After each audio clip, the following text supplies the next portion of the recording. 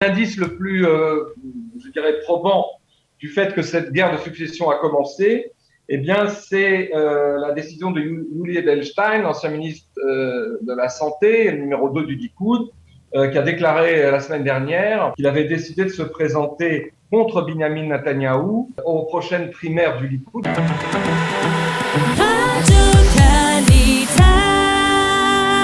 Nous avons le plaisir de retrouver Richard Darmon pour parler un peu politique et des derniers développements intervenus dans la vie politique israélienne au cours des derniers jours. Richard, bonjour, Boker Tov. Bonjour et shalom, Daniel. Alors, nous allons parler en particulier de ce que beaucoup de gens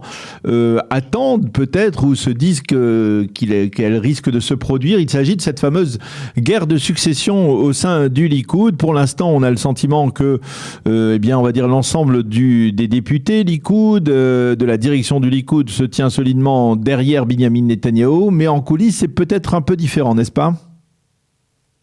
Absolument. Il y a plusieurs indices qui montrent que on ne peut pas dire, pour utiliser l'expression habituelle, que ça branle dans le manche et qu'il y a une lutte interne âpre et difficile qui s'est dégagée et qui a commencé au Likoud. Mais il y a pas seulement des rumeurs, des faits, enfin j'en ai recensé au moins deux, qui montrent que oui, de manière peut-être discrète, cette guerre de succession a commencé. D'abord, il y a eu plusieurs réunions ces derniers jours, lors des 10 derniers jours, des réunions locales et centrales d'instances du Likoud, où de nombreuses critiques ont été entendues dans un climat, disons, de colère sur la gestion de la dernière campagne électorale de Netanyahou et aussi et surtout sur les manœuvres politiques qui s'en sont suivies et qui ont abouti, comme tout le monde le sait, à l'échec de la formation d'un gouvernement de droite, des critiques qui mettaient en cause, si vous voulez, les hésitations de Netanyahou, les offres de dernière minute contradictoires qu'il a faites à Sarr et à Bennett. Bref, on a commencé déjà, si ce n'est à passer au crible, tout du moins à mettre en exergue certains dysfonctionnements. C'était le cas dans plusieurs comités régionaux et déjà aussi, même si la réunion n'a pas eu lieu en tant que telle, dans le comité exécutif du Likoud. Et c'est un premier indice. Mais l'indice le plus, je dirais, probant du fait que cette guerre de succession a commencé, eh bien, c'est la décision de Yuli Edelstein, ancien ministre de la Santé, numéro 2 du Likoud, qui a déclaré la semaine dernière, en fin de semaine dernière, qu'il avait décidé de se présenter contre Binyamin Netanyahou aux prochaines primaires du Likoud, dont d'ailleurs la date n'est même pas encore fixée. Certains disent qu'elle pourrait avoir lieu dans le meilleur des cas après les fêtes de Tishri et de Sukkot, c'est-à-dire fin septembre prochain. Une démarche un peu curieuse d'Edelstein qui a pas mal de ressentiments lui aussi envers Netanyahou, notamment il le reproche, il est le seul à l'avoir fait à haute voix, mais d'autres le pensent aussi, que Netanyahou, alors qu'il avait proposé dans ses fameuses manœuvres pour faire entrer Bennett et le nouvel espoir de Gideon Sa'ar au sein de son gouvernement de droite, il leur a proposé une rotation. Et justement, certains barons du Likoud reprochent amèrement à Netanyahou de ne pas avoir proposé cette rotation à la tête du Likoud. Alors, en fait, Edelstein, estimant qu'il a le profil national et les qualités requises, et aussi parce qu'il a recueilli le soutien de plusieurs maires de villes, notamment de la périphérie, mais aussi des élus locaux, des élus régionaux. Sur la base de ces données un petit peu euphoriques, il a donc annoncé qu'il se présenterait coûte que coûte contre Netanyahou. Peut-être en surestimant sans doute son profil politique. Alors, il faut aussi dire que comment ça a été accueilli, cette annonce, et bien justement les autres barons, si j'ose dire, les candidats potentiels à la succession de Netanyahou, les deux plus connus sont Israël Katz, mais aussi Nir Barkat, l'ancien maire de Jérusalem. Bien, la plupart d'entre eux pensent que, justement parce que ces primaires n'ont pas été fixées encore de manière officielle, et surtout parce que Netanyahou se bat comme un lion, entre guillemets, en tant que chef de l'opposition au gouvernement Bennett Lapid, et a donc une certaine cote comme un oppositionnel, un chef de l'opposition très combatif. Les barons du Likoud, sauf Edelstein, pensent qu'il est bien trop tôt pour entrer en lice et détrôner le magicien Bibi. Et ils préféreront attendre, d'après la plupart des analyses, que justement pendant l'été, le procès de Netanyahou reprenne à Jérusalem avec des débats sans doute houleux, qui mettraient l'ex-premier ministre en position plus difficile et qui risquerait de faire baisser sa cote à la fois au sein des militants du Likoud, de la droite en général et de l'opinion publique israélienne en particulier. Je voudrais juste conclure ce point en rappelant aux auditeurs que déjà aux primaires de 2019, c'est les dernières primaires du Likoud, Netanyahou avait justement battu à plate couture Gidon Sa'ar, qui s'était présenté contre lui, par 72,5% des voix, contre 25,5% des voix pour Gidon Sa'ar, et il est vraisemblable que Edelstein a tiré sa cartouche sans doute un peu trop tôt. Alors, un peu trop tôt, effectivement, peut-être par rapport à l'atmosphère ambiante, mais est-ce que vous sentez que quelque chose est en train de faiblir, que plus le temps passe, plus on s'habitue à ce gouvernement Bennett-Lapid et plus on s'habitue au fait que Binyamin Netanyahou n'est que le chef de l'opposition? Absolument, et il est à la fois obligé d'être hyperactif et de montrer ses griffes, mais il est dans une position immobiliste parce que non seulement l'opinion publique s'habitue, mais il y a en politique étrangère, en politique sécuritaire, il y a des acquis déjà du nouveau cabinet qui montrent qu'il était efficace et qu'il utilise un autre ton. Et il y a aussi une sorte un huilage qui commence à s'opérer, bien qu'il est encore trop tôt pour dire d'ailleurs si ce gouvernement va pouvoir passer le fameux cap des 100 jours. Mais le fait est que Binyamin Netanyahou sera de plus en plus condamné à ronger son frein, et ses critiques n'en ressortiront que comme marquées par, je dirais, encore plus d'intérêt personnel et d'esprit de rancune contre le nouveau gouvernement. Alors le deuxième sujet, eh bien, on parle beaucoup,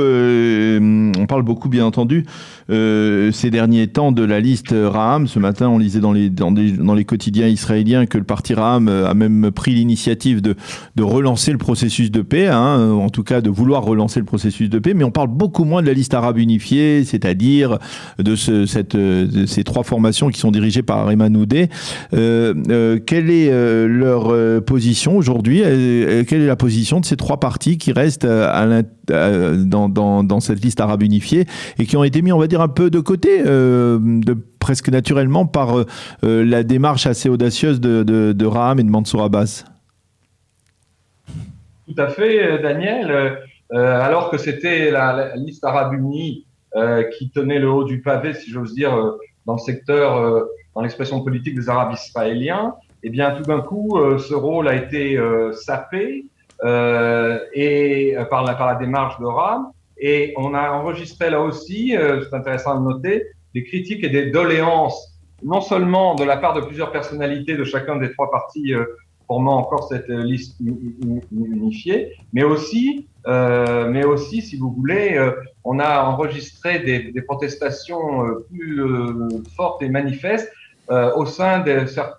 certaines notables, de la part de certains notables de ce qu'on appelle le comité de suivi des Arabes israéliens, qui est un organisme, disons, à la fois national avec des sections régionales, qui ont critiqué la passivité de la liste arabe unie, qui n'a fait que critiquer la démarche de Raham, mais sans proposer d'alternative, alors que, il faut le préciser, pas mal de sondages, mini-sondages qui ont été effectués depuis la mise en place de ce gouvernement, montrent qu'il y a une majorité d'Arabes israéliens qui, sans forcément voter tous pour la liste de Raham, eh bien, soutiennent la démarche d'Abbas, de Mansour Abbas. Et en fait, cette position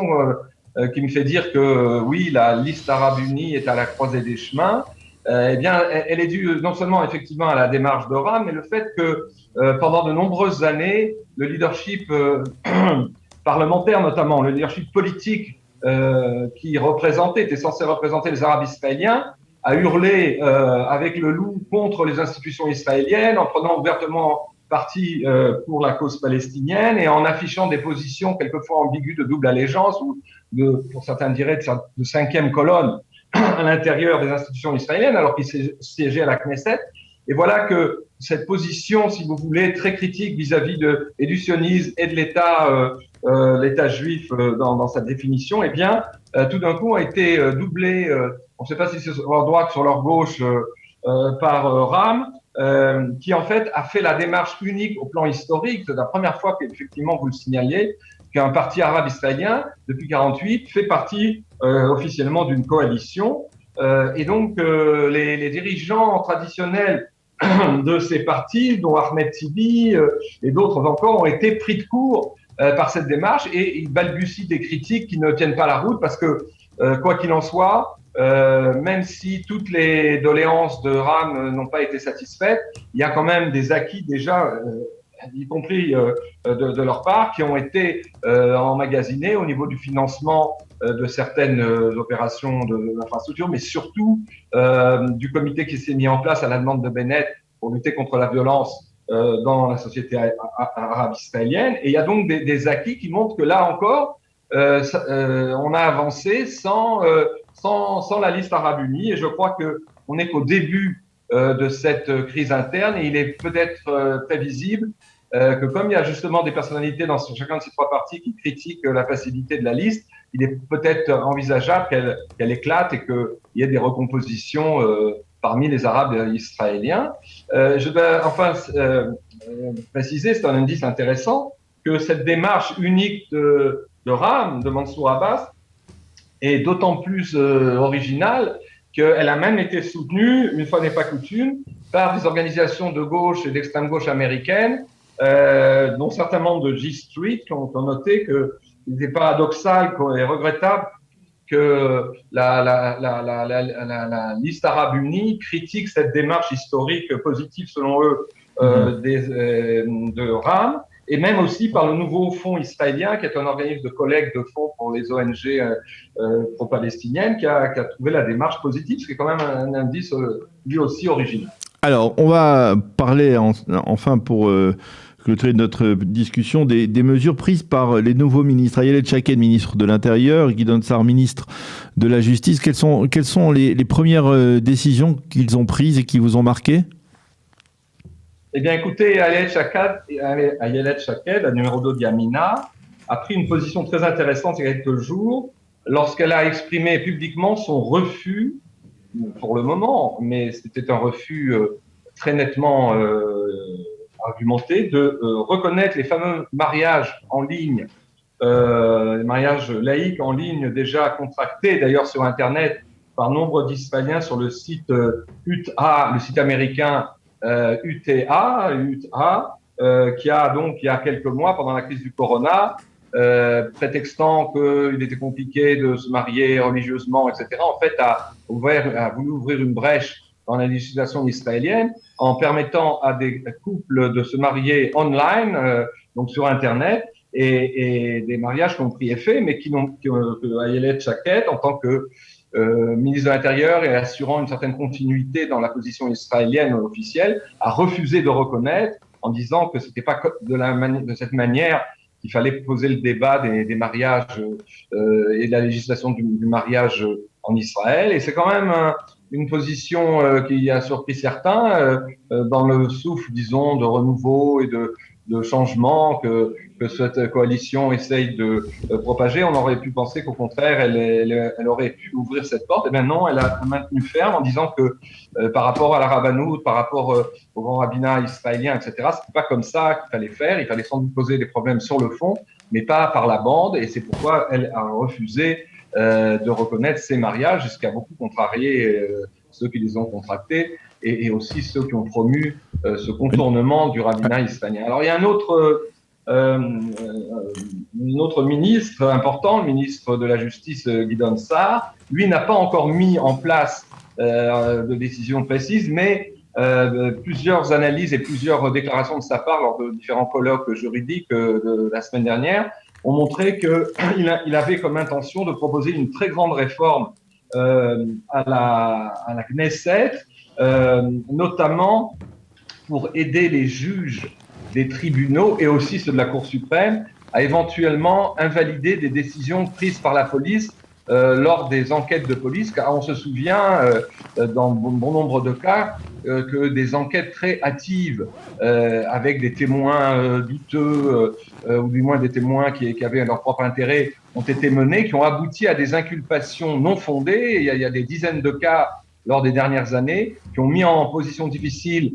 soit des personnalités politiques, soit des personnalités en tout cas publiques à mauvais escient. Et donc, le ministre prépare une réforme d'importance pour proposer donc une loi qui permettrait d'obliger la police à approfondir ses enquêtes, à demander leur avis au juge avant de proposer l'inculpation de suspects. Et ça, c'est si vous voulez, c'est une réforme peut-être pas très spectaculaire des procédures, mais qui risque d'avoir son poids dans la vie publique, parce qu'on sait que la police israélienne je dirais non seulement a fait des erreurs, mais même de manière très ciblée, des fois arrogante, et en surpassant certains de ses pouvoirs, en publiant des témoignages, en faisant publier des témoignages alors qu'elle n'en a pas le droit, en organisant des fuites qui ont monté des tas d'affaires sans fondement. Eh bien, Gideon Sa'ar, à bon escient, veut mettre de l'ordre dans cette pagaille qui donne trop de prérogatives, y compris des fois des habitudes illégales à la police elle-même, et veut un petit peu mettre de l'ordre dans tout ce balagan, comme on dit en hébreu, parce que cela a perturbé ces dernières années, je dirais, à la fois un certain renom de la direction de la police, mais aussi ça a perturbé la vie politique du pays. Et il y a eu des fois, on le sait que n'importe quelle nouvelle figure politique ou étoile montante de n'importe quel parti est passée au crible, et on essaye de lui trouver,